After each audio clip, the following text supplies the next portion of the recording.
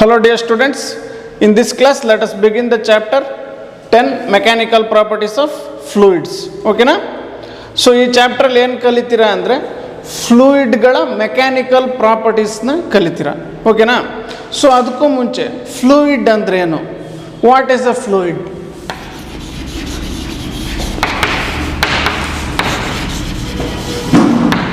So ಹೆಸರಲ್ಲೇ ಇದೆ ನೋಡಿ, fluid. Anything that flows is a fluid.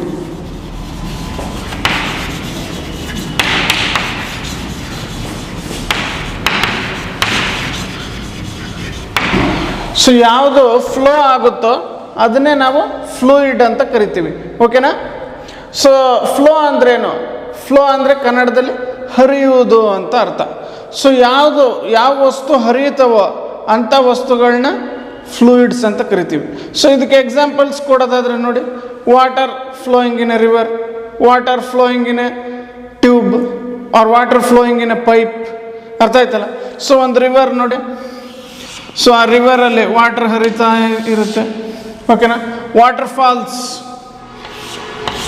So water ಫಾಲ್ಸಲ್ಲಿ ನೋಡಿದ್ದೀರಾ ನೀವು ವಾಟರ್ ಹರಿತಿರೋದನ್ನ. ಹಂಗೆ ಒಂದು ಪೈಪ್ ಒಳಗೆ ನೀರು ವಾಟರ್ ಹರಿಯೋದನ್ನ ನೋಡಿದ್ದೀರಾ. ಓಕೆನಾ? ಒಂದು ಟ್ಯೂಬ್ ಒಳಗೆ ಗ್ಯಾಸ್ ಹರಿಯೋದನ್ನ ನೀವು ಅಬ್ಸರ್ವ್ ಮಾಡಿದ್ದೀರ. ಸೊ ಯಾವ ವಸ್ತುಗಳು ಹರಿತವೋ ಅಂಥ ವಸ್ತುಗಳನ್ನ ಫ್ಲೂಯಿಡ್ಸ್ ಅಂತ ಕರಿತೀರ. Anything that flows is a fluid. ಓಕೆನಾ? ಸೊ ಈಗ ನಮ್ಮ ಹತ್ರ 3 ಸ್ಟೇಟ್ಸ್ ಆಫ್ ಮ್ಯಾಟರ್ ಇದೆ. ಯಾವುದು ನಮ್ಮ ಹತ್ರ ಇರೋ 3 States of matter? Solids, liquids ಮತ್ತು ಗ್ಯಾಸಸ್. ಸೊ ಈ ನಮ್ಮ 3 ಸ್ಟೇಟ್ ಆಫ್ ಮ್ಯಾಟರ್ಗಳಲ್ಲಿ ಯಾವುದು ಫ್ಲೋ ಆಗಬಹುದು ಅಂದರೆ ಲಿಕ್ವಿಡ್ಸ್ ಫ್ಲೋ ಆಗಬಹುದು, ಹಂಗೆ ಗ್ಯಾಸಸ್ ಫ್ಲೋ ಆಗಬಹುದು. ಸೊ ಇವೆರಡನ್ನ ಫ್ಲೂಯಿಡ್ಸ್ ಅಂತ ಕರಿಬೋದು ನೀವು. ಯಾವುದಾದನ್ನ? ಲಿಕ್ವಿಡ್ಸ್ ಮತ್ತು ಗ್ಯಾಸಸ್ನ, because they can flow. Solids cannot flow. Solid ಹರಿಯೋಕ್ಕಾಗಲ್ಲ ಅಲ್ವಾ? ನೀವು ಎಲ್ಲ ಕೇಳಿದ್ದೀರಾ ಒಂದು ಸಾಲಿಡ್ ಹರಿತಾ ಇದೆ ಅನ್ನೋದು ಅಲ್ವಾ? ಸೊ ಸಾಲಿಡ್ಗಳು ಫ್ಲೋ ಆಗೋದಿಲ್ಲ. ಸೊ ಅದಕ್ಕೆ ನೀವು ಅವನ್ನ ಫ್ಲೂಯಿಡ್ ಅಂತ ಕರೆಯೋಕ್ಕೆ ಆಗಲ್ಲ. ಸೊ ನಮ್ಮ 3 ಸ್ಟೇಟ್ಸ್ ಆಫ್ ಮ್ಯಾಟ್ರಲ್ಲಿ ಲಿಕ್ವಿಡ್ ಮತ್ತು ಗ್ಯಾಸಸ್ ಮಾತ್ರ ಫ್ಲೋ ಆಗಬಹುದು. ಸೊ ಅವನ್ನ ಫ್ಲೂಯಿಡ್ಸ್ ಅಂತ ಕರಿತೀರ. ಸೊ ಫ್ಲೂಯಿಡ್ ಅಂದರೆ ಲಿಕ್ವಿಡು ಆಗುತ್ತೆ, ಗ್ಯಾಸು ಆಗುತ್ತೆ. ಅದೇ ಸಾಲಿಡ್ಗಳು ಫ್ಲೋ ಆಗೋಕ್ಕಾಗಲ್ಲ, ಅದಕ್ಕೆ ಸಾಲಿಡ್ಸ್ನ ಏನಂತ ಕರೆಯಲ್ಲ, ಫ್ಲೂಯಿಡ್ ಅಂತ ಕರೆಯೋದಿಲ್ಲ. ಓಕೆನಾ? ಓಕೆ. ಸೊ ಸಾಲಿಡ್ಸ್ಗಳು ಫ್ಲೋ ಆಗಲ್ಲ ಅಂದಮೇಲೆ ಸಾಲಿಡ್ಗಳು ಏನಾಗ್ತವೆ ಹಂಗಾರೆ? ದ ಸಾಲಿಡ್ಗಳದ್ದು ಬಲ್ಕ್ ಮೂವ್ಮೆಂಟ್ ಆಗ್ತವೆ. ಇಡೀ ಸಾಲಿಡೇ ಮೂವ್ ಆಗುತ್ತೆ. ಓಕೆನಾ? The whole solid has to move. Okay? Like ಒಂದು ಬಾಲ್ ತಗೊಳ್ಳಿ. ಸೊ ನೋಡಿ, ಎ ಮೂವಿಂಗ್ ಬಾಲ್ ನೋಡಿ, ಆ ಇಡೀ ಬಾಲ್ ಸಾಲಿಡ್, ಆ ಇಡೀ ಬಾಲೇ ಮೂವ್ ಆಗ್ತಾ ಇದೆ ನೋಡಿ, ಆ ಥರ. ಸೊ ಸಾಲಿಡ್ಗಳು ಫ್ಲೋ ಆಗೋಕ್ಕಾಗಲ್ಲ. ಓಕೆ? ಸೊ ಈಗ ಯಾಕೆ ಸಾಲಿಡ್ಗಳು ಫ್ಲೋ ಆಗೋಕ್ಕಾಗಲ್ಲ ಅನ್ನೋದನ್ನ ಅರ್ಥ ಮಾಡ್ಕೊಳ್ಳೋಣ. Why solids cannot flow? So ಮತ್ತೆ ಲಾಸ್ಟ್ ಚಾಪ್ಟರ್ ರೀಕಾಲ್ ಮಾಡ್ಕೊಳ್ಳಿ. ಶಿಯರಿಂಗ್ ಡಿಫಾರ್ಮೇಷನ್ ಓದಿದ್ದೀರಾ. ಓಕೆನಾ? ಸೊ ಶಿಯರಿಂಗ್ ಡಿಫಾರ್ಮೇಷನಲ್ಲಿ ಏನು ಓದಿದ್ರಿ ನೋಡಿ, ಒಂದು ಸಾಲಿಡ್ ತಗೊಳ್ಳಿ, like a solid cylinder. One end of a ಸಿಲಿಂಡರ್ನ ರಿಜಿಡ್ಲಿ ಫಿಕ್ಸ್ ಮಾಡಿಬಿಡಿ, ಒನ್ ಫೇಸ್ ಆಫ್ ದ ಸಿಲಿಂಡರ್ನ.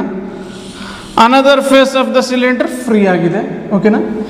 ಸೊ ಈಗ ನೀವು ಆ ಫ್ರೀ ಆಗಿರೋ ಫೇಸ್ ಮೇಲೆ ಆ area of cross section of that ಫೇಸ್ಗೆ ಪ್ಯಾರಲಲ್ ಆಗಿ ಅಥವಾ ಟ್ಯಾಂಜೆನ್ಷಿಯಲ್ ಆಗಿ ಒಂದು ಡಿಫಾರ್ಮಿಂಗ್ ಫೋರ್ಸ್ ಹಾಕಿ. ಓಕೆನಾ?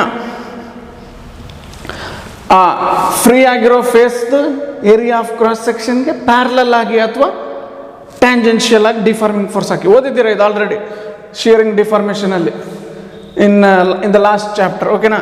ಆಗೇನಾಗುತ್ತೆ ನೋಡಿ, ನಮ್ಮ ಎಲ್ಲಿ ಯಾವ ಫೇಸ್ ಮೇಲೆ ಶಿಯರಿಂಗ್ ಡಿಫಾರ್ಮೇಷನ್ ಬಿತ್ತೋ ಆ ಫೇಸು ಸ್ವಲ್ಪ ಡಿಸ್ಪ್ಲೇಸ್ ಆಗುತ್ತೆ with respect to the another face. Okay, ಇದೇ ನೀವು ಕಲ್ತಿದ್ದು. ಸೊ ಶಿಯರಿಂಗ್ ಡಿಫಾರ್ಮೇಷನ್ ಬಿದ್ದ ಮೇಲೆ ನಮ್ಮ ಫ್ರೀ ಆಗಿದ್ದಂತಹ ಫೇಸು ಚೂರು ಮುಂದೆ ಹೋಯಿತು with respect to lower face. ಓಕೆನಾ?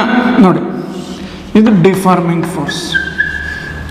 ಸೊ ಇಂಥ ಡಿಫಾರ್ಮೇಷನನ್ನು where one face of the body displaces with respect to another face, ಇಂಥ ಡಿಫಾರ್ಮೇಷನನ್ನು ನೀವೇನಂತ ಕರಿತೀರ? ಶಿಯರಿಂಗ್ ಡಿಫಾರ್ಮೇಷನ್ ಅಂತ ಕರಿತೀರ.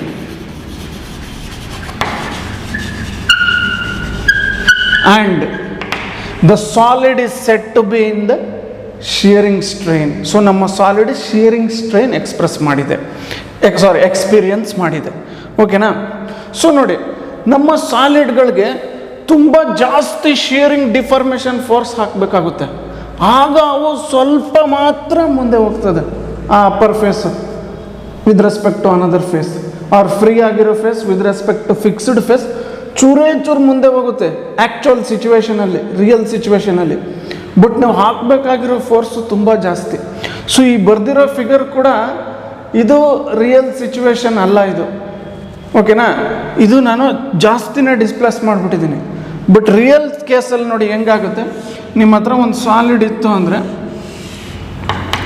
ನೋಡಿ ಸ್ವಲ್ಪನೇ ಸ್ವಲ್ಪ ಮುಂದೆ ಹೋಯ್ತು ನೋಡಿ ಇಷ್ಟೇ. ಬಟ್ ನೀವು ಹಾಕಿರೋ ಫೋರ್ಸು, ಹಾಕಿರುವಂಥ ಶಿಯರಿಂಗ್ ಡಿಫಾರ್ಮಿಂಗ್ ಫೋರ್ಸು ತುಂಬ ಜಾಸ್ತಿ ಇದೆ. ಸೊ ಸಾಲಿಡ್ಗಳು ತುಂಬ ಜಾಸ್ತಿ ಶಿಯರಿಂಗ್ ಡಿಫಾರ್ಮೇಷನ್ ಹಾಕಿದಾಗ ಸ್ವಲ್ಪನೇ ಸ್ವಲ್ಪ ಅಪ್ಪರ್ ಫೇಸ್, ಒಂದು face with respect to another face move ಆಯಿತು. ಸೊ ನಮ್ಮ ಸಾಲಿಡ್ಗಳಿಗೆ, ಫಾರ್ ಸಾಲಿಡ್ಸ್ ಏನನ್ಬಹುದು ಅಂದರೆ ನಾವು ಆ ಶಿಯರಿಂಗ್ ಡಿಫಾರ್ಮೇಷನ್ಗೆ ರೆಸಿಸ್ಟೆನ್ಸ್ ಜಾಸ್ತಿ ಇದೆ. Solids have greater resistance for shearing deformation.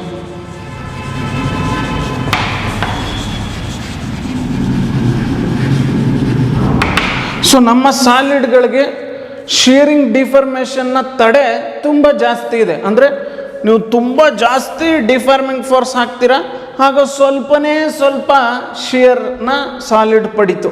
So ನೋಡಿ, solids have very high resistance for deforming shearing deformation. So shearing ಡಿಫಾರ್ಮೇಷನ್ಗೆ ಸಾಲಿಡ್ಗಳು ತುಂಬ ರೆಸಿಸ್ಟ್ ಮಾಡ್ತವೆ ಅಥವಾ ತಡಿತವೆ. ಯಾಕೆ ಅಂದರೆ ನೀವು ತುಂಬ ಜಾಸ್ತಿ ಫೋರ್ಸ್ ಹಾಕಿದಾಗ ಸಾಲಿಡ್ಗಳು ಚೂರೇ ಚೂರು ಶಿಯರಿಂಗ್ ಡಿಫಾರ್ಮೇಷನ್ ಹೊಂದುತ್ತವೆ. ಓಕೆನಾ? ಸೊ ಆದ್ದರಿಂದ ಸಾಲಿಡ್ಗಳನ್ನ ನಾವೇನು ಮಾಡೋಕ್ಕಾಗಲ್ಲ, ಸಾಲಿಡ್ಗಳು ಫ್ಲೋ ಆಗೋಕ್ಕಾಗೋದಿಲ್ಲ. Because it has solids exhibit very high resistance for shearing deformation. ಓಕೆನಾ? ಬಟ್ ಅದೇ ಲಿಕ್ವಿಡ್ಸ್ ಆ್ಯಂಡ್ ಗ್ಯಾಸಸ್ಗೆ ಬಂದರೆ ಅವು ಸಾಲಿಡ್ಸ್ಗೆ ಕಂಪೇರ್ ಮಾಡಿದ್ರೆ ತುಂಬ ಕಡಿಮೆ ರೆಸಿಸ್ಟ್ ಮಾಡ್ತವೆ. ಯಾವುದಕ್ಕೆ? ಶಿಯರಿಂಗ್ ಡಿಫಾರ್ಮೇಷನ್ಗೆ. ಸೊ ಅವು ಈಸಿಯಾಗಿ ಫ್ಲೋ ಆಗಬಹುದು. ಸ್ವಲ್ಪ ಫೋರ್ಸ್ ಬಿದ್ದರೆ ಸಾಕು, ಲಿಕ್ವಿಡ್ಗಳಲ್ಲಿ ಶಿಯರಿಂಗ್ ಡಿಫಾರ್ಮೇಷನ್ ಉಂಟಾಗ್ಬಿಡುತ್ತೆ, ಲಿಕ್ವಿಡ್ ಮತ್ತು ಗ್ಯಾಸ್ಗಳಲ್ಲಿ. ಆದ್ದರಿಂದ ಅವು ಫ್ಲೋ ಆಗ್ಬಿಡ್ತವೆ. So any flow of a liquid is an example for shearing deformation. ಯಾವುದೇ ಫ್ಲೂಯಿಡ್ ಫ್ಲೋ ಆಗಲಿ, ಆ ಫ್ಲೋ ಆಗ್ತಿದೆ ಅನ್ನೋದೇ ಅದು ಶಿಯರಿಂಗ್ ಡಿಫಾರ್ಮೇಷನ್ ಆಗಿದೆ ಅಂತಲೇ ಅರ್ಥ. ಅದು ಹೆಂಗೆ ಅಂತ ಅರ್ಥ ಮಾಡ್ಕೊಳ್ಳೋಣ ನೋಡಿ. ಈಗ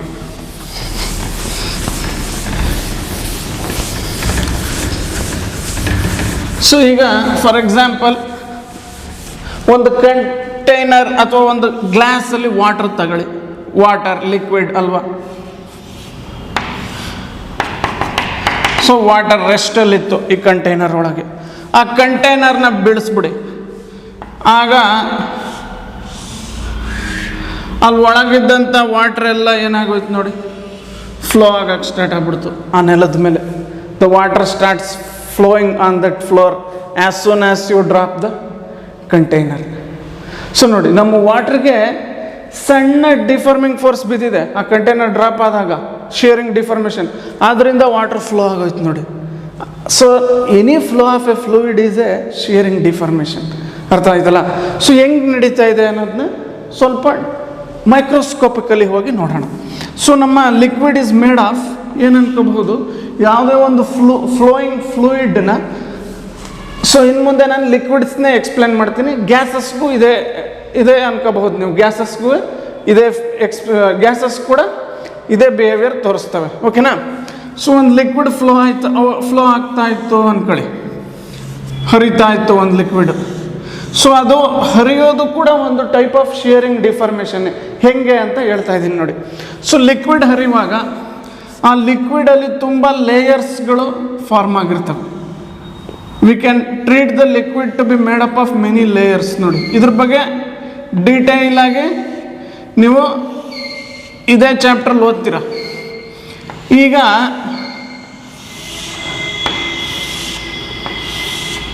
ಓಕೆನಾ? ಸೊ ಒಂದು ಲಿಕ್ವಿಡ್ ಹರಿತಾ ಇದೆ ಅಂದ್ಕೊಳ್ಳಿ. ಸೊ ಇದು ಎಂಡ್ ಇಲ್ಲ, ಹರಿತಾ ಇದೆ ಅದು. ಸೊ ಲಿಕ್ವಿಡ್ ಹರ್ಕೊಂಡು ಹೋಗ್ತಾ ಇದೆ. ಸೊ ನಾವೇನು ಅನ್ಕೋಬಹುದು, ನಮ್ಮ ಲಿಕ್ವಿಡ್ ಅಲ್ಲಿ ಹಲವಾರು ಲೇಯರ್ಗಳಿರ್ತವೆ. ಸೊ ಈ ಲೇಯರ್ಗಳು ಏನು ಮಾಡ್ತಾ ಇರ್ತವೆ ನೋಡಿ, ಒಂದ್ರ ಮೇಲೊಂದು ಜಾರ್ಕೊಂಡು ಮುಂದೆ ಹೋಗ್ತಾ ಇರುತ್ತೆ. The layers R sliding upon each other. ನೋಡಿ, ಈ ಮೇಲ್ಗಡೆ ಲೇಯರ್ ಈ ಕೆಳಗಡೆ ಲೇಯರ್ ಮೇಲೆ ಜಾರ್ಕೊಂಡು ಮುಂದೆ ಹೋಗ್ತಾ ಇದೆ. ಸೊ ಈ ಲೇಯರ್ ಇದ್ರ ಮೇಲೆ ಜಾರ್ಕೊಂಡು ಮುಂದೆ ಹೋಗ್ತಿದೆ, ಈ ಲೇಯರ್ ಇದ್ರ ಮೇಲೆ ಜಾರ್ಕೊಂಡು ಮುಂದೆ ಹೋಗ್ತಾ ಇದೆ, ಈ ಲೇಯರ್ ಇದ್ರ ಮೇಲೆ ಜಾರ್ಕೊಂಡು ಮುಂದೆ ಹೋಗ್ತಾ ಇದೆ. ಸೊ ಈ ಥರ ನಾವು ಲಿಕ್ವಿಡ್ನ ಪ್ರತಿ ಲೇಯರು ತನ್ನ ಕೆಳಗಡೆ ಇರೋ ಲೇಯರ್ ಮೇಲೆ ಜಾರ್ಕೊಂಡು ಮುಂದೆ ಹೋಗ್ತಾ ಇರುತ್ತೆ. ಓಕೆನಾ? ಸೊ ಇದಕ್ಕೊಂದು ಎಕ್ಸಾಂಪಲ್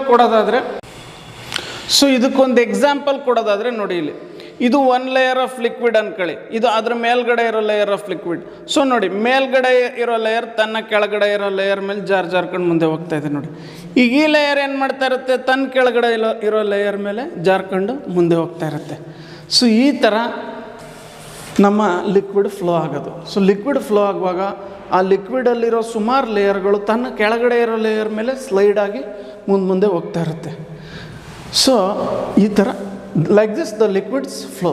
ಸೊ ಇದನ್ನೇ ಅಬ್ಸರ್ವ್ ಮಾಡಿ, ಇದು ಒಂಥರ ಶಿಯರಿಂಗ್ ಡಿಫಾರ್ಮೇಷನ್ನೇ ಅಲ್ವಾ? ನೋಡಿ, ಈಗ ಈ ಲೇಯರ್ ಎಲ್ಲೋ ಸುಮಾರು ಮುಂದೆ ಹೋಗ್ಬಿಟ್ಟಿರುತ್ತೆ, ಬಟ್ ಈ ಲೇಯರ್ ಇಲ್ಲೇ ಇರುತ್ತೆ. ಕೆಳಗಡೆ ಇರೋ ಲೇಯರ್ಗಳು ಮೇಲ್ಗಡೆ ಇರೋ ಲೇಯರ್ಗಿಂತ ಚೂರು ಹಿಂದೆನೇ ಇರ್ತವೆ ಲಿಕ್ವಿಡ್ ಫ್ಲೋ ಆಗುವಾಗ. ಸೊ ಅಲ್ಲಿಗೆ ಶಿಯರಿಂಗ್ ಡಿಫಾರ್ಮೇಷನ್ ಆಯ್ತಲ್ಲ. ಸೊ ಲಿಕ್ವಿಡ್ಗಳು ನೋಡಿ, ಶಿಯರಿಂಗ್ ಡಿಫಾರ್ಮೇಷನ್ ಸಾಲಿಡ್ಸ್ ಅಷ್ಟು ತಡೆ ಒಡ್ಡಲ್ಲ ಲಿಕ್ವಿಡ್ಗಳು ಶಿಯರಿಂಗ್ ಡಿಫಾರ್ಮೇಷನ್ಗೆ. ಓಕೆನಾ? ಅದಕ್ಕೆ ನೀವು ಸಾಲಿಡ್ನ ಫ್ಲೋ ಮಾಡೋಕ್ಕಾಗಲ್ಲ.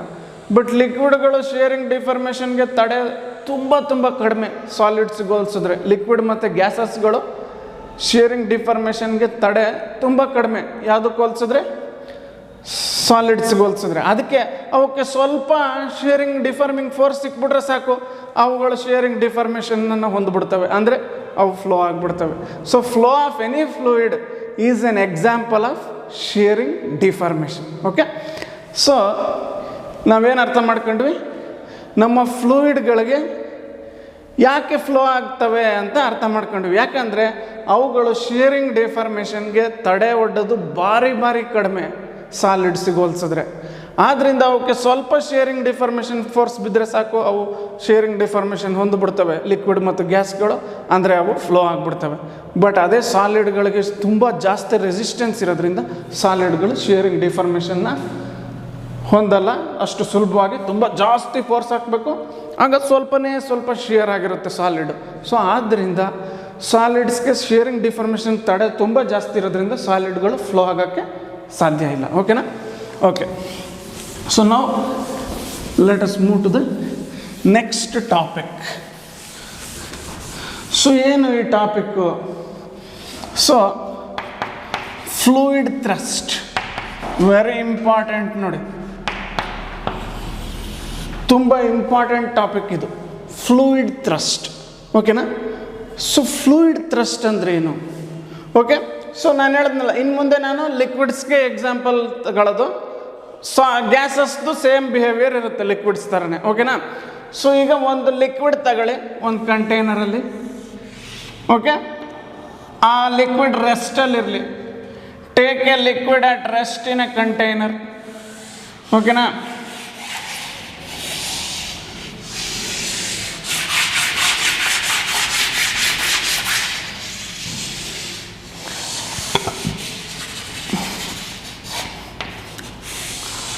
ಸೊ ಒಂದು ಕಂಟೈನರಲ್ಲಿ ಲಿಕ್ವಿಡ್ ತಗೊಂಡಿದ್ರೆ ಆ ಲಿಕ್ವಿಡ್ ರೆಸ್ಟಲ್ಲಿದೆ. Okay okay.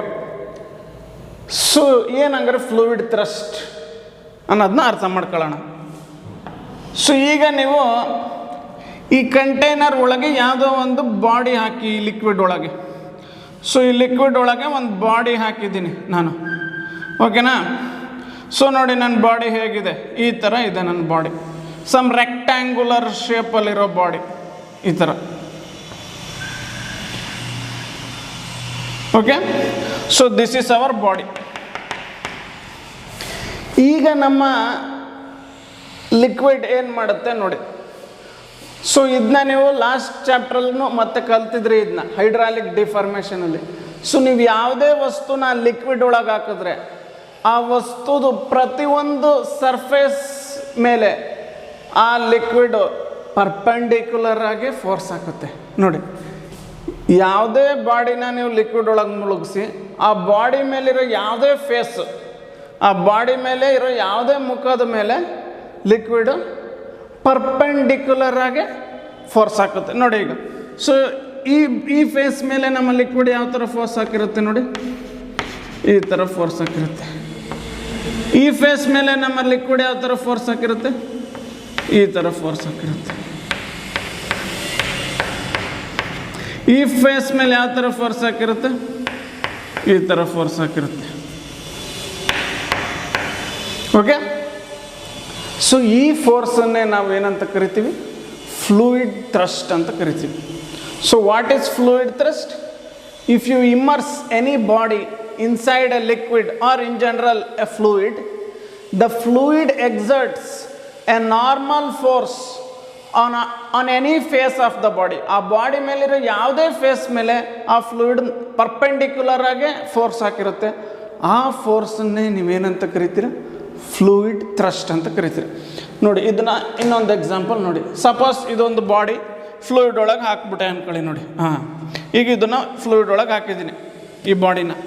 ಸೊ ನೋಡಿ, ಈ ಬಾಡಿ ಮೇಲಿರೋ ಪ್ರತಿಯೊಂದು ಫೇಸ್ ಮೇಲೂ ನಮ್ಮ ಫ್ಲೂಯಿಡ್ ಪರ್ಪೆಂಡಿಕ್ಯುಲರ್ ಆಗಿ ಫೋರ್ಸ್ ಆಗುತ್ತೆ ನೋಡಿ. ಹಂಗಾರೆ ಈ ಫೇಸ್ ಮೇಲೆ ನಮ್ಮ ಫ್ಲೂಯಿಡ್ ಯಾವ ಥರ ಫೋರ್ಸ್ ಆಗ್ತು, ಈ ಥರ ಈ ದಿಕ್ಕಲ್ಲಿ ಫೋರ್ಸ್ ಆಗ್ತು. ಈ ಫೇಸ್ ಮೇಲೆ ಈ ದಿಕ್ಕಲ್ಲಿ ಫೋರ್ಸ್ ಆಗ್ತು. ಈ ಫೇಸ್ ಮೇಲೆ ಈ ದಿಕ್ಕಲ್ಲಿ ಫೋರ್ಸ್ ಆಗ್ತು. ಈ ಫೇಸ್ ಮೇಲೆ ಈ ದಿಕ್ಕಲ್ಲಿ ಫೋರ್ಸ್ ಆಗ್ತು. ಈ ಫೇಸ್ ಮೇಲೆ ಈ ದಿಕ್ಕಲ್ಲಿ ಫೋರ್ಸ್ ಆಗ್ತು. ಈ ಫೇಸ್ ಮೇಲೆ ಈ ದಿಕ್ಕಲ್ಲಿ ಫೋರ್ಸ್ ಆಗ್ತು. ಸೊ ಈ ಫೋರ್ಸನ್ನೇ ಏನಂತ ಕರಿತೀರ, ಫ್ಲೂಯಿಡ್ ಥ್ರಸ್ಟ್ ಅಂತ ಕರಿತೀರ. ಓಕೆನಾ? Okay. So what is fluid thrust? The normal force exerted by fluid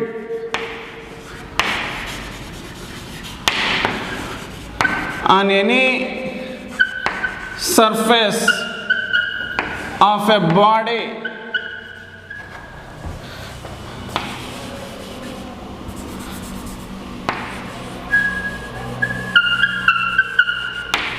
immersed in a fluid. ಓಕೆನಾ? ಓಕೆ. ಸೊ ಇದೆ fluid thrust. Fluid thrust is the normal force exerted by fluid on any surface of a body. ಓಕೆನಾ?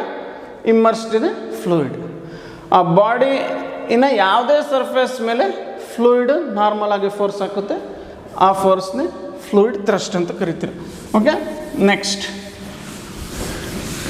Fluid pressure ಅಂದ್ರೇನು ಹಂಗಾದ್ರೆ? What is fluid pressure?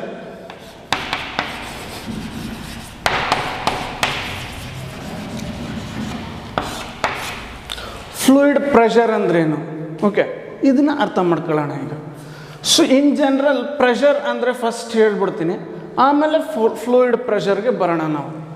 So in general pressure ಅಂದರೆ ಏನು? Okay. So suppose ನನ್ನ ಹತ್ರ ಯಾವುದೋ ಒಂದು ಬಾಡಿ ಇತ್ತು ಅಂದ್ಕೊಳ್ಳಿ.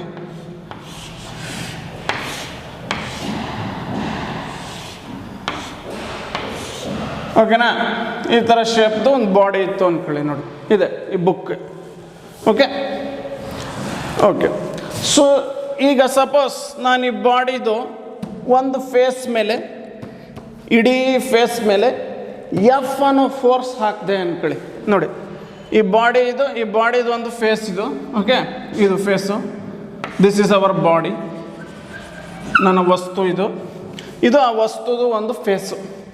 ಆ ಫೇಸ್ ಮೇಲೆ ನಾನು ಇಡೀ ಫೇಸ್ ಮೇಲೆ ಬೀಳ್ತಾ ಇರೋ ಫೋರ್ಸ್ ಎಷ್ಟು? ಎಫ್.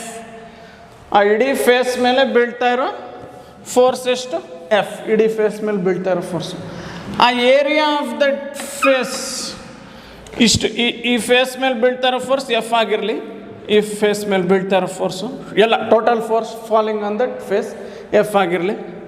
ಆ ಫೇಸ್ದು ಏರಿಯಾ ಎ ಆಗಿದ್ರೆ ಹಂಗಾರೆ ಪ್ರೆಷರ್ ಆನ್ ದಟ್ ಫೇಸ್ ಎಷ್ಟು? ಹಂಗಾರೆ pressure on the face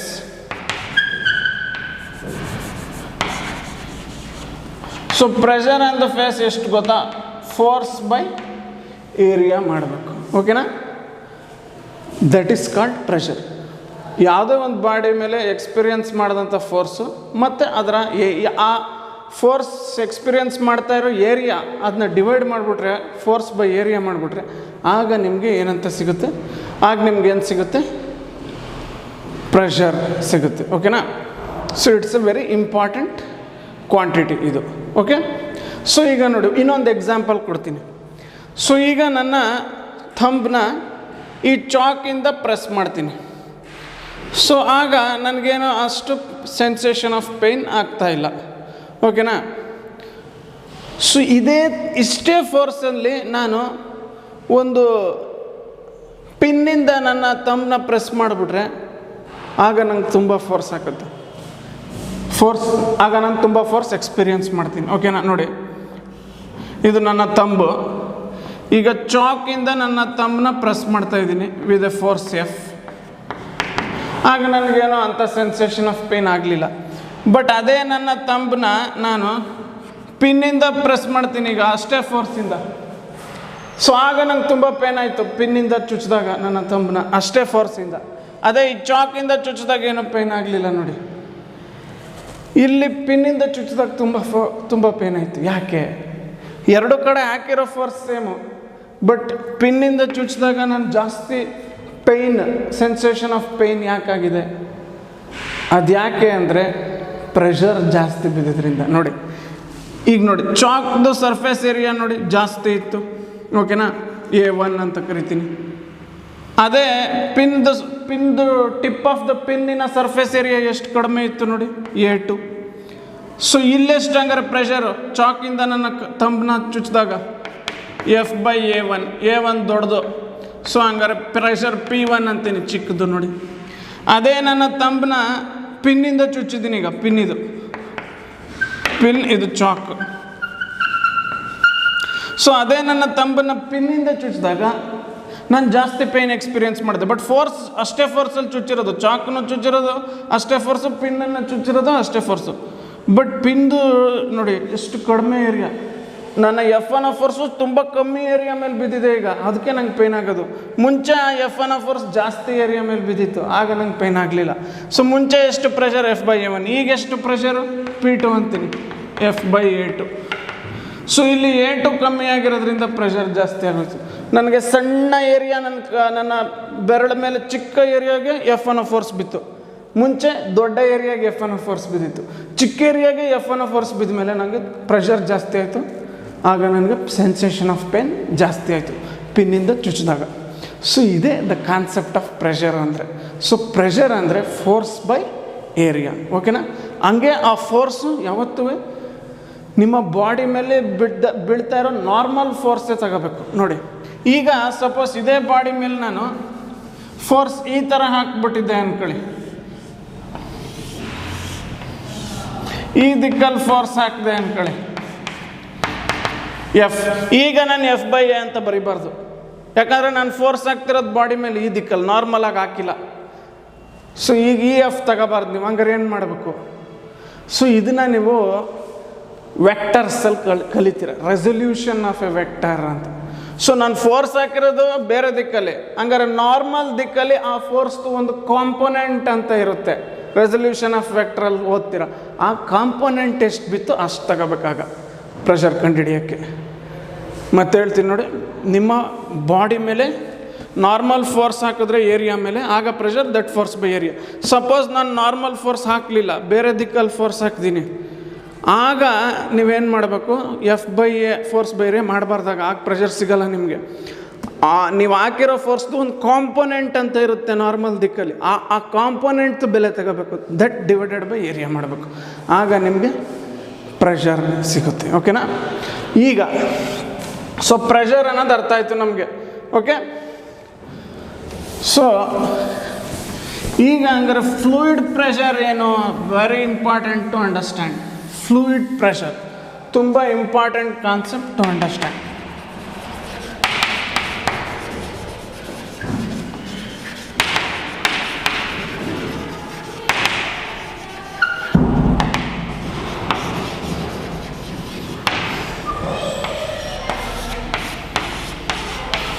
so fluid pressure at a point inside a fluid.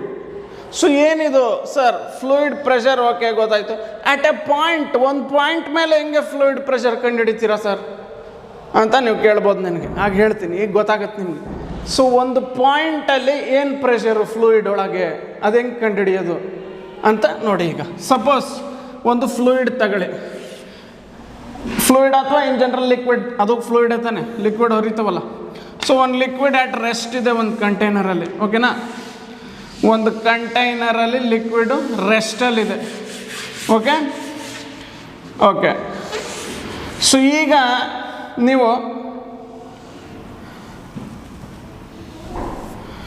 ಒಂದು ಪಾಯಿಂಟ್ ತಗೊಳ್ಳಿ, ಲಿಕ್ವಿಡ್ ಒಳಗೆ ಎಲ್ಲೋ ಒಂದು ಕಡೆ ಒಂದು ಪಾಯಿಂಟ್ ತಗೊಳ್ಳಿ. ಆ ಪಾಯಿಂಟ್ನ ನಾನು ಏನಂತ ಕರಿತೀನಿ? ಪಿ ಅಂತ ಕರಿತೀನಿ. Okay, 1 minute. ಸೊ ನನ್ನ ಹತ್ರ ಒಂದು ಕಂಟೈನರ್ ಇತ್ತು, ಆ ಕಂಟೈನರಲ್ಲಿ ಲಿಕ್ವಿಡ್ ರೆಸ್ಟಲ್ಲಿದೆ, ನಿಂತಿದೆ ಲಿಕ್ವಿಡು. ಓಕೆನಾ? ಆ ಲಿಕ್ವಿಡ್ ಒಳಗೆ ಒಂದು ಪಾಯಿಂಟ್ ತಗೊಳ್ಳಿ, ಪಿ. ಈಗ ನಾನೇನು ಕಂಡುಹಿಡಿಬೇಕು? ಪ್ರೆಷರ್ ಅಟ್ ದಟ್ ಪಾಯಿಂಟ್ ಕಂಡುಹಿಡಿಬೇಕು. ಓಕೆನಾ? ಆ ಪಾಯಿಂಟಲ್ಲಿ ಎಷ್ಟು ಪ್ರೆಷರ್ ಅಂತ. ಸೊ ಪ್ರೆಷರ್ ಅಂದರೆ ಈಗ ತಾನೇ ಹೇಳಿದೆ, ಫೋರ್ಸ್ ಬೈ ಏರಿಯಾ. ಬಟ್ ಒಂದು ಪಾಯಿಂಟ್ಗೆ ತುಂಬ ನೆಗ್ಲಿಜಿಬಲ್ ಏರಿಯಾ ಇರುತ್ತೆ, ಏರಿಯಾನೇ ಇರಲ್ಲ. It has just a position which has no dimensions. ಒಂದು ಪಾಯಿಂಟ್ ಅಂದ್ಬಿಟ್ರೆ ಅದು ಜಸ್ಟ್ ಒಂದು ಲೊಕೇಶನ್ ಅಷ್ಟೇ, ಅದಕ್ಕೆ ಯಾವುದೇ ರೀತಿಯ ಏರಿಯಾ ಇಲ್ಲ. ಮತ್ತು ಫೋರ್ಸ್ ಬೈ ಏರಿಯಾ ಮಾಡ್ತೀರಾ, ಏರಿಯಾ ಭಾರಿ ಕಡಿಮೆ, ಒಂದು ಪಾಯಿಂಟ್ದ ಏರಿಯಾ ತುಂಬ ಚಿಕ್ಕದು, almost zero. So force by zero, anything by zero, infinite ಅನ್ಕೊಬಿಡ್ತೀರಿ. ಇನ್ಫೈನೈಟ್ ಆಗ್ಬಿಡುತ್ತಲ್ವ? ಹಂಗಾರೆ ಮತ್ತು ಪ್ರೆಷರ್ ಅಟ್ ಎ ಪಾಯಿಂಟ್ ಅನ್ನೋದನ್ನ ಹೆಂಗೆ ಅರ್ಥ ಮಾಡ್ಕೊಳ್ಳೋದು ಮತ್ತೆ? ಯಾಕಂದರೆ ಪಾಯಿಂಟಿನ ಏರಿಯಾ ಝೀರೋ, ಫೋರ್ಸ್ ಆ ಪಾಯಿಂಟ್ ಮೇಲೆ ಏನು ಪ್ರೆಷರ್ ಫೋರ್ಸ್ ಬಿತ್ತು, ಆ ಫೋರ್ಸ್ ನೋಟ್ ಮಾಡ್ಕೊಂಡ್ರು ನೀವು. ಫೋರ್ಸ್ ಬೈ ದಟ್ ಆ ಪಾಯಿಂಟ್ಗೆ ಏರಿಯಾ ಝೀರೋ ಅಲ್ಲ, ಎಷ್ಟು ಚಿಕ್ಕದಲ್ಲ ಪಾಯಿಂಟ್ ಅನ್ನೋದು. ಸೊ ಫೋರ್ಸ್ ಬೈ ಝೀರೋ ಮಾಡ್ತೀರಾ, ಆಗ ಇನ್ಫೈನೈಟ್ ಪ್ರೆಷರ್ ಹಂಗಾರೆ ಅಲ್ಲ. ಸೊ ನೋಡಿ, ಪ್ರೆಷರ್ ಅಟ್ ಎ ಪಾಯಿಂಟ್ ಅಂದರೆ ಏನು ಅರ್ಥ ಅಂತ ಈಗ ಹೇಳ್ತೀನಿ, ನೀಟಾಗಿ ಅರ್ಥ ಮಾಡ್ಕೊಳ್ಳಿ. ಇದೊಂದು ಡೆಫಿನೇಷನ್ ನೀವು ಅರ್ಥ ಮಾಡ್ಕೊಂಡ್ರೆ ಇಡೀ ಚಾಪ್ಟ್ರೇ ನಿಮಗೆ ತುಂಬ ಸಿಂಪಲ್ ಆಗಿಬಿಡುತ್ತೆ. ಓಕೆನಾ? What is pressure at a point inside a fluid or inside a liquid? ಓಕೆನಾ? ಹೆಂಗೆ ಅಂತ ಅರ್ಥ ಮಾಡ್ಕೊಳ್ಳಿ. ಈಗ ಲಿಕ್ವಿಡ್ ತಗೊಳ್ಳಿ, ಒಂದು ಲಿಕ್ವಿಡು ಅದು ರೆಸ್ಟಲ್ಲಿದೆ ಒಂದು ಕಂಟೈನರಲ್ಲಿ. ಆ ಲಿಕ್ವಿಡ್ ಒಳಗೆ ಒಂದು ಪಾಯಿಂಟ್ ತಗೋತಾ ಇದ್ದೀನಿ, ಪಿ. ಆ ಪಾಯಿಂಟಲ್ಲಿ ನಾನು ಏನು ಕಂಡುಹಿಡಿಬೇಕು? ಪ್ರೆಷರ್ ಕಂಡುಹಿಡಿಬೇಕು ಆ ಪಾಯಿಂಟಲ್ಲಿ. ಸೊ ಹೆಂಗೆ ಆ ಪಾಯಿಂಟಲ್ಲಿ ಪ್ರೆಷರ್ ಡಿಫೈನ್ ಮಾಡ್ತೀರಾ ನೋಡಿ. ಸೊ ಈಗೇನು ಮಾಡಿ ನೀವು ಆ ಪಾಯಿಂಟ್ ಸುತ್ತ ಒಂದು ಸಣ್ಣ ಸರ್ಫೇಸ್ ತಗೊಳ್ಳಿ, ಆ ಪಾಯಿಂಟ್ ಸುತ್ತ ತುಂಬ ಚಿಕ್ಕದು, ಚಿಕ್ಕ ಏರಿಯಾ ತಗೊಳ್ಳಿ ಆ ಪಾಯಿಂಟ್ ಸುತ್ತ. ಎಷ್ಟು ಚಿಕ್ಕ ಅಂದರೆ ತುಂಬ ತುಂಬ ಚಿಕ್ಕ ಏರಿಯಾ. ಸೊ ಆ ಏರಿಯಾನ ಬೆಲೆ ಡೆಲ್ಟಾ ಎ ಇರಲಿ. ಓಕೆನಾ? ಆಮೇಲೆ ಆ ನಮ್ಮ ಪಾಯಿಂಟು ಆ ಏರಿಯಾ ಒಳಗೆ ಇರಬೇಕು, ಆ ಏರಿಯಾ ಒಳಗೆ ಬಿದ್ದಿರಬೇಕು ಆ ಪಾಯಿಂಟ್. ಈಗ ನಾನು ಏನು ಮಾಡ್ಬೇಕು ನೋಡಿ, ನಮ್ಮ ಹತ್ರ ಒಂದು ಲಿಕ್ವಿಡ್ ಇದೆ at rest in a container. ಆ ಲಿಕ್ವಿಡ್ ಒಳಗೆ ಒಂದು ಪಾಯಿಂಟ್ ಇದೆ, ಪಿ. ಆ ಪಿ ಅನ್ನೋ ಪಾಯಿಂಟಲ್ಲಿ ನಾನು ಏನು ಕಂಡುಹಿಡಿಬೇಕು? ಪ್ರೆಷರ್ನ ಕಂಡುಹಿಡಿಬೇಕು. ಸೊ ಆ ಪ್ರೆಷರ್ನ ಹೆಂಗೆ ಕಂಡುಹಿಡಿತೀನಿ ನೋಡಿ. ಆ ಪಾಯಿಂಟ್ ಸುತ್ತ ಒಂದು ಸಣ್ಣ ಏರಿಯಾ ತಗೊಳ್ಳಿ. ಆ ಪಾಯಿಂಟ್ ಸುತ್ತ ಚಿಕ್ಕ ತುಂಬ ಸಣ್ಣ ಏರಿಯಾ ಅದು, ಅದರ ಬೆಲೆ ಎಷ್ಟಿರಲಿ, ಡೆಲ್ಟಾ ಎ ಇರಲಿ. ಓಕೆನಾ? ಈಗ ನಿಮ್ಗೆ ಗೊತ್ತೇ ಇದೆ. ಆಮೇಲೆ ನಮ್ಮ ಪಾಯಿಂಟು ಆ ಏರಿಯಾ ಒಳಗೆ ಇರಬೇಕು. ಓಕೆನಾ? ಸೊ ಈಗ ನಿಮ್ಗೆ ಗೊತ್ತೇ ಇದೆ, ಇಷ್ಟೊತ್ತು ಅದೇ ಓದಿದ್ದು. ಒಂದು ಫ್ಲೂಯಿಡ್ ಒಳಗಡೆ ಯಾವುದೇ ಬಾಡಿನ ಮುಳುಗಿಸಿದ್ರೆ ನಮ್ಮ ಫ್ಲೂಯಿಡ್ ಏನು ಮಾಡುತ್ತೆ, ಆ ಬಾಡಿನ ಪ್ರತಿಯೊಂದು ಸರ್ಫೇಸ್ ಮೇಲೂ ಏನಾಗುತ್ತೆ, ನಮ್ಮ ಫ್ಲೂಯಿಡ್ ನಾರ್ಮಲ್ ಫೋರ್ಸೇ ಹಾಕುತ್ತೆ. ಇದೇ ನೀವೀಗ ಕಲ್ತಿದ್ದು ಅಲ್ವಾ? ಈಗ ತಾನೇ ಕಲ್ತ್ರಿ ಅದನ್ನ. ಅದೇ ಫ್ಲೂಯಿಡ್ ಥ್ರಸ್ಟ್ ಅಂತ ಕರೆಯೋದು. ಸೊ ಹಂಗಾರೆ ಮಿಕ್ಕಿರೋ ಫ್ಲೂಯಿಡಿಂದ, ಇನ್ನು ಉಳ್ಕೊಂಡಿರೋ ಫ್ಲೂಯಿಡಿಂದ ಆ ಏರಿಯಾ ಮೇಲೆ ನಾರ್ಮಲ್ ಫೋರ್ಸ್ ಬಿದ್ದೇ ಬೀಳುತ್ತೆ ಅಲ್ವಾ? ಈ ಕಡೆಯಿಂದನೂ ಬೀಳುತ್ತೆ. ಸೊ ಇವೆರಡು ಫೋರ್ಸ್ಗಳು ಈಕ್ವಲ್ ಆ್ಯಂಡ್ ಆಪೋಸಿಟ್ ಆಗಿರ್ತವೆ. ಆದ್ದರಿಂದ ನಮ್ಮ ಆ ಏರಿಯಾ ಮೇಲೆ ನೆಟ್ ಫೋರ್ಸ್ ಇಸ್ 0. ಆ ಏರಿಯಾ ಮೇಲೆ ಆ್ಯಕ್ಟ್ ಆಗ ನೆಟ್ ಫೋರ್ಸ್ 0, ಯಾಕಂದರೆ ಫ್ಲೂಯಿಡ್ ರೆಸ್ಟಲ್ಲಿ ಇದೆಯಲ್ಲ. ಅರ್ಥ ಆಯ್ತಲ್ಲ? ಸೊ ಉಳಿದಿರೋ ಫ್ಲೂಯಿಡಿಂದ ಆ ಏರಿಯಾ ಮೇಲೆ ಈ ಪರ್ಪೆಂಡಿಕ್ಯುಲರ್ ಎರಡೂ ಕಡೆಯಿಂದ ಫೋರ್ಸ್ ಬಿದ್ದಿರುತ್ತೆ. ಈ ಕಡೆಯಿಂದನೂ ಬಿದ್ದಿರುತ್ತೆ, ಈ ಕಡೆಯಿಂದನೂ ಬಿದ್ದಿರುತ್ತೆ. ಓಕೆನಾ? ಬಟ್ ನಮ್ಮ ಇಡೀ ಫ್ಲೂಯಿಡ್ ರೆಸ್ಟಲ್ಲಿರೋದ್ರಿಂದ ಆ ಎರಡೂ ಕಡೆ ಆ್ಯಕ್ಟ್ ಆಗೋ ಫೋರ್ಸ್ಗಳು ಈಕ್ವಲ್ ಬಟ್ ಆಪೋಸಿಟ್. ಈ ಭಾಗದ ಮೇಲೆ ಹಿಂಗೆ ಫೋರ್ಸ್ ಬಿತ್ತು, ಈಗ ನಾವು ಇದೇ ಏರಿಯಾ ಅಂದ್ಕೊಳ್ಳಿ, ಇದು ನಮ್ಮ ಪಾಯಿಂಟ್ ಪಿ. ಸೊ ಈ ಭಾಗದ ಮೇಲೆ ಹಿಂಗೆ ಫೋರ್ಸ್ ಬಿದ್ದರೆ ಅಲ್ಲಿ ಈ ಥರ ಫೋರ್ಸ್ ಬೀಳುತ್ತೆ. ಓಕೆ? ಸೊ ಹಂಗಾರೆ what is pressure at that point? So ಆ ಪಾಯಿಂಟ್ ಸುತ್ತ ಒಂದು ಸಣ್ಣ ಏರಿಯಾ ತಗೊಂಡಿದ್ದೀರಾ, ಆ ಪಾಯಿಂಟ್ ಕೂಡ ಏರಿಯಾ ಒಳಗಿದೆ. ಸೊ ಉಳಿದಿರೋ ಫ್ಲೂಯಿಡು ಆ ಏರಿಯಾ ಮೇಲೆ ಎರಡೂ ಕಡೆ ಫೋರ್ಸ್ ಹಾಕುತ್ತೆ, ಈಕ್ವಲ್ ಆ್ಯಂಡ್ ಆಪೋಸಿಟ್ ಆಗಿರುತ್ತೆ, ಪರ್ಪೆಂಡಿಕ್ಯುಲರ್ ಆಗಿ ಹಾಕಿರುತ್ತೆ. ಯಾಕಂದರೆ ಗೊತ್ತಲ್ಲ, ಫ್ಲೂಯಿಡ್ ಒಳಗೆ ಯಾವುದೇ ಬಾಡಿ ಮುಳುಗಿಸಿದ್ರು ಆ ಬಾಡಿದು ಯಾವುದೇ ಸರ್ಫೇಸ್ ಮೇಲೆ ಫ್ಲೂಯಿಡ್ ಪರ್ಪೆಂಡಿಕ್ಯುಲರ್ ಆಗಿ ಫೋರ್ಸ್ ಹಾಕುತ್ತೆ. ಸೊ ಈಗ ನೀವು ಆ ಫೋರ್ಸನ್ನ ಎಫ್ ಅಂತ ಕರೀರಿ. ಈ ಕಡೆಯಿಂದನೂ ಎಫ್, ಈ ಕಡೆಯಿಂದನೂ ಎಫ್, ಈಕ್ವಲ್ ಆ್ಯಂಡ್ ಆಪೋಸಿಟ್ ಅಲ್ಲ. ಸೊ ಈಗ ಹಂಗಾರೆ what is pressure at that point ಅಂದರೆ, ಆ ಒಂದು ಎಫ್ ನೋಟ್ ಮಾಡ್ಕೊಳ್ಳಿ, ಯಾವ್ದಾರು ಒಂದು ಮಾಡಿ ಸಾಕು, ಎಫ್ ಬೈ ಎ ಮಾಡಿ ಅಷ್ಟೆ. So pressure at that point F by delta A. ಓಕೆನಾ? ಸೊ ನಿಮ್ಮ ಡೆಲ್ಟಾ ಎ ಚಿಕ್ಕದಿರಲಿ, ಬಟ್ ಝೀರೋ ಅಲ್ಲ, ಸ್ಮಾಲ್ ವ್ಯಾಲ್ಯೂ, ತುಂಬ ಸಣ್ಣ ವ್ಯಾಲ್ಯೂ. ಆ ಸಣ್ಣ ಏರಿಯಾ ಮೇಲೆ ಏನು ಫೋರ್ಸ್ ಬಿತ್ತು ಒಂದು ಕಡೆಯಿಂದ ನೋಟ್ ಮಾಡ್ಕೊಳ್ಳಿ. That force divided by that area ಮಾಡಿದ್ರೆ ನಿಮಗೆ ಪ್ರೆಷರ್ ಅಟ್ ದಟ್ ಪಾಯಿಂಟ್ ಸಿಕ್ಬಿಡುತ್ತೆ. Okay? So this is about pressure at a point inside a fluid. Thank you.